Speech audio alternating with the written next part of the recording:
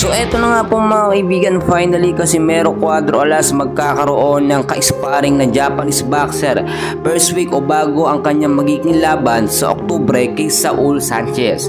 And bago yan kaibigan, please huwag kalimutan i-like and subscribe ang ating YouTube channel at pahit ng notification bell.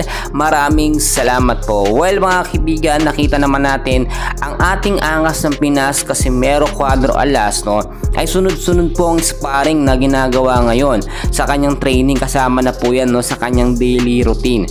So yung iba hindi niya nabo-broadcast o hindi na po sa kanyang FB page, pero ang dami na po niyang nakakasparring. Marami nagsasabi yung kasparring daw ni Alas ay mga mahihinang pipitsuging boksingero lang.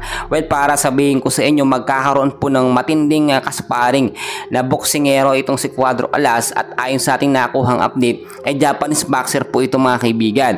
So ang sinasabi natin dito mga kaibigan, itong Japanese boxer na ito masusubukan ng tadag at tibay po ni Cuadro Alas mga kaibigan. Kaya naman kung titignan po ninyo yung magiging laban kay Saul Sanchez ay magiging madali lang para kay Casimero Cuadro Alas. Bakit ko nasabi? Kasi nga naman kailangan mapansin po siya ni Inoue. Once kasi na maging mabilis ang laban ni Casimero at Saul Sanchez at abutin lamang ito na round 5 o sabihin natin round 3 hanggang 5 at hindi abutin ng round 7 kagaya nung naging laban ni Inoue at Duheni, ay mapapansin po siya. Ibig sabihin makukuha po ni Casimero ang atensyon po ng kampo ni Naoya Inoue. Kapag kasi tumagal at hindi maganda ang naging laban, ay baka yung sinasabi nating dream fight ni Alas kay Inoue hindi mangyari. Alam nyo mga kaibigan, kapag na-knockout o na-knockout talaga, napatumba ni Alas kahit hanggang round 3 or 5 itong si Saul Sanchez, instantly hindi lamang kampo ni Inoue ang magkakaroon ng pusiging laban kay Alas kundi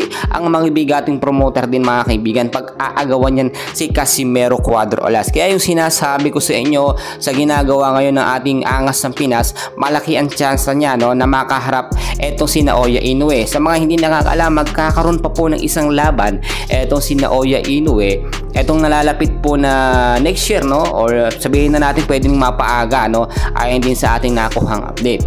At inaabangan din kasi hindi naman masyado napagod si Naoya Inoue sa naging laban, round 7 lang mga kaibigan, at easy lang yon. Sa ating angas ng Pinas, mas magandang hindi siya masyadong mapagod o mapuruan sa laban kay Saul Sanchez para magkaroon pa po siya ng isang laban.